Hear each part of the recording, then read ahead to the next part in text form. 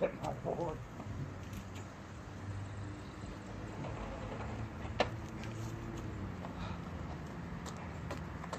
Oh yeah, YouTube.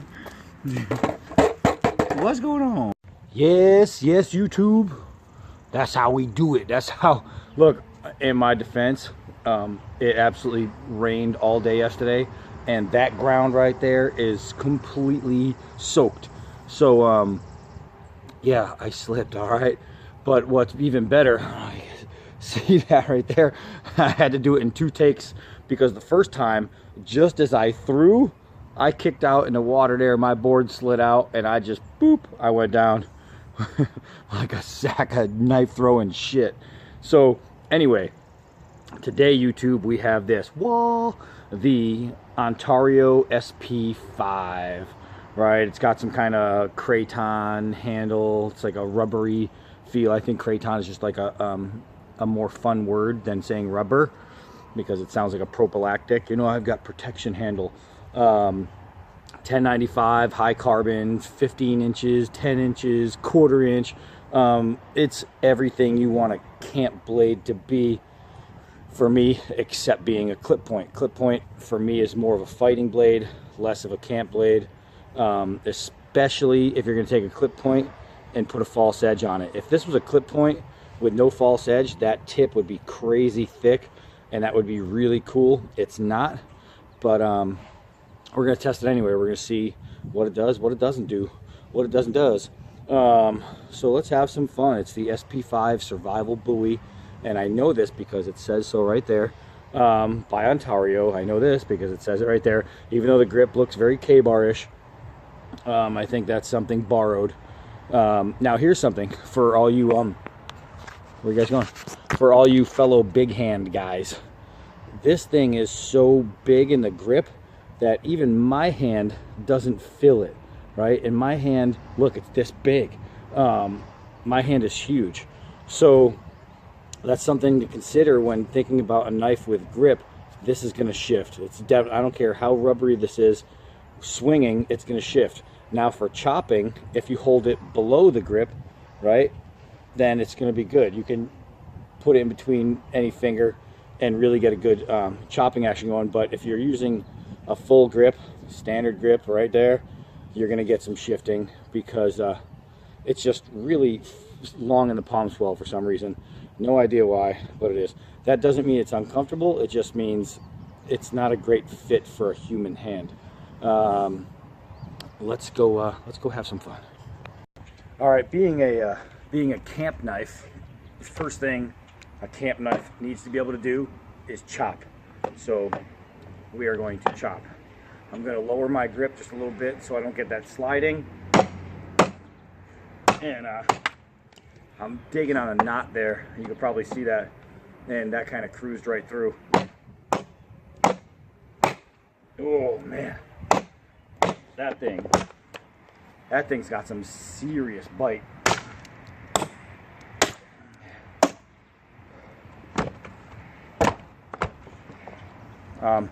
I would keep going, but the pallet is really, really tired and just wants to rest.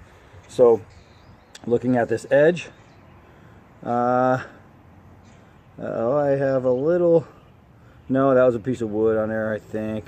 Let me see, I might have a little tiny mark. You know, no, it seems like it was just a piece of the pallet stuck in the fibers here. So far, eat the wheel chop. So thanks, Dave. Pretty good. Let's keep going. All right, so I gotta pull the stump. Oh, it's all wet and slippery.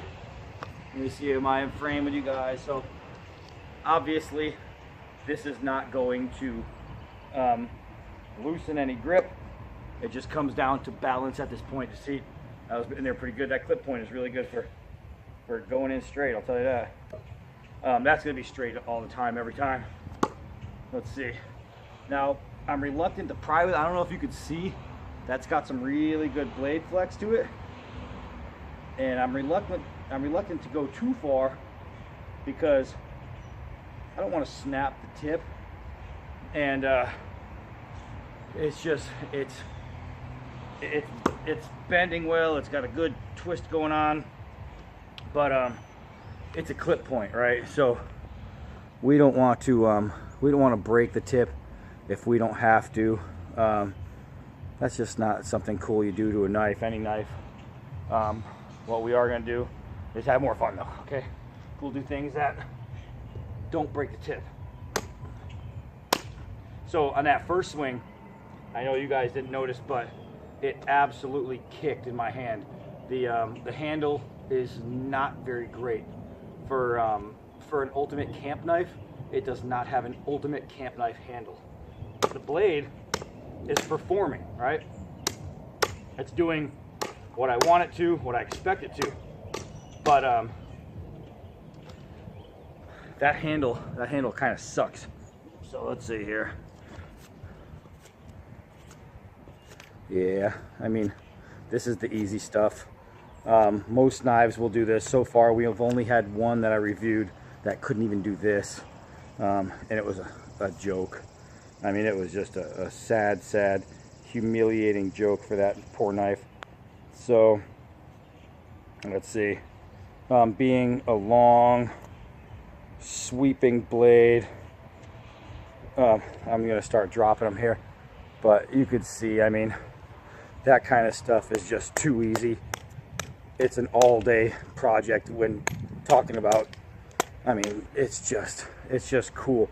The blade works very well. I don't like this. I don't like this for a camp knife. For a fighting knife, I'd say hell yeah, go for it. But this is not a fighting knife. This is a camp knife. This is a survival knife. Yeah, I wish they didn't do a false edge on a clip point on this. Either keep it as a drop point, even a spear point, a tanto, or just don't put in that false edge. You take away this false edge, now you have a really thick clip point, right? All the way to the tip. That spine would just be ridiculous strong. And I would have no problems prying with that blade at that point. But since it's not, let's keep going. All right, so here we are in the pines, right? So I'm gonna take one of those pieces and one of these pieces and one of these pieces, and let's knock through some pine. This is so ultra sappy, and I like using this crap for tests because it mucks up the blade really bad.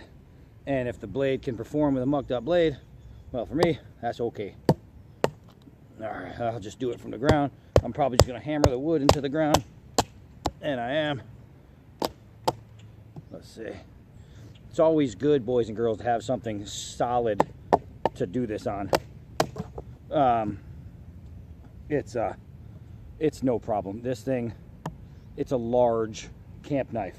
If you can't baton with a large camp knife, you go to the store and buy pre-cut firewood, because you should not be making fire or firewood. All right, I mean, just easy. I am so freaking sappy right now. So how does the blade hold up? Well, let's get a good view of that edge there. The edge looks fantastic. The handle, still hate it. All right, I just did something pretty cool. I'll show you after because I can't show you now, but I'll explain it first.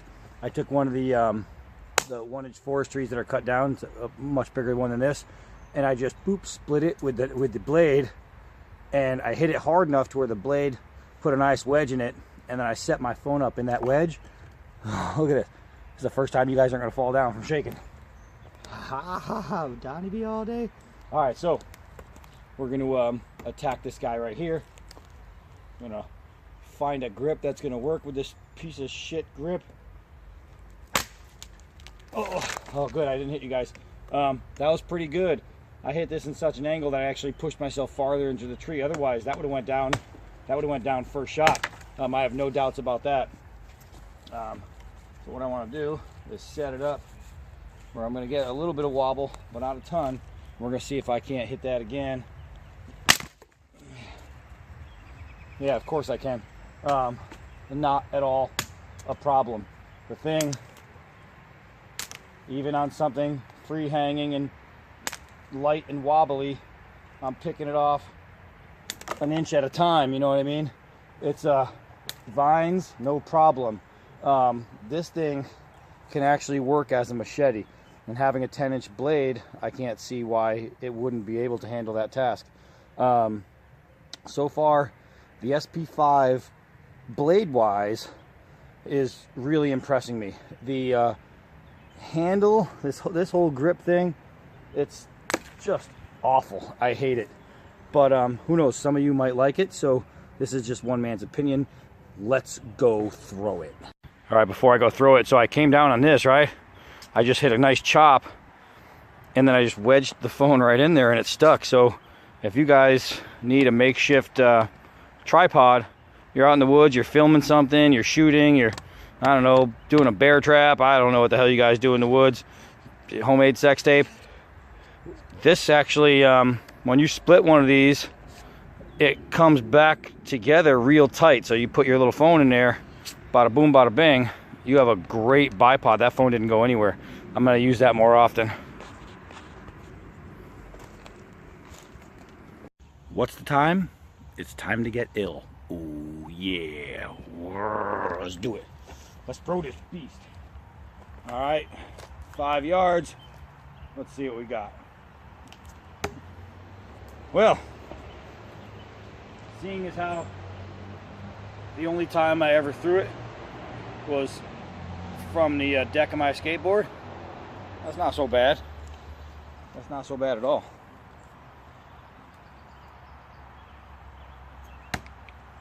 Yeah, man.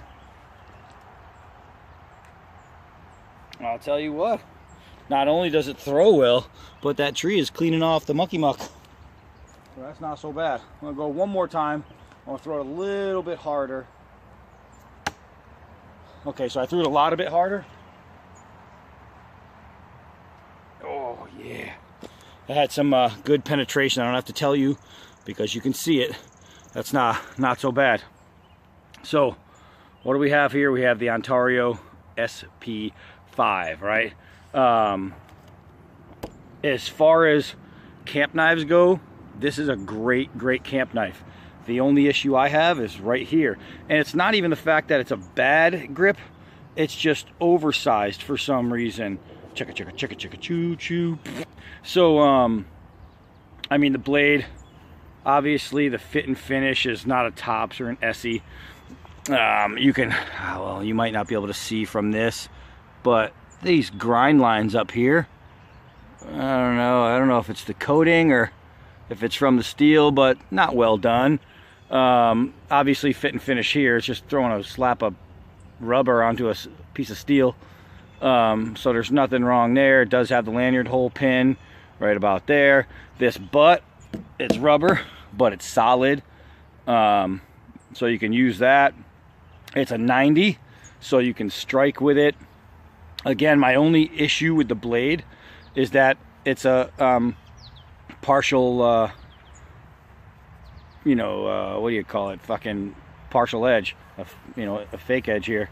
If they didn't have that, if they just kept this, you know, even at a clip point, if you wanted to make it clip point, but just not put in that false edge, this thing would be so much stronger at the tip that I would have no worries of doing absolutely any task with it.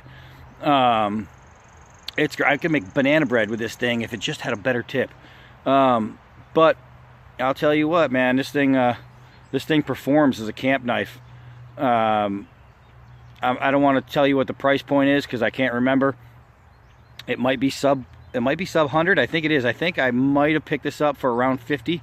I'm not sure, but I'm thinking that's what it was. I think it was around $50, which is really good, considering the edge. The edge is going to hold up, and if you like the look, which it's a cool look. Aside from, I'm not crazy about this whole look. I have other pieces with it. My K-bar small heavy Bowie has the same thing, you know, and this to me is not very attractive, and unlike this with the K-bar actually is comfortable. This one is not.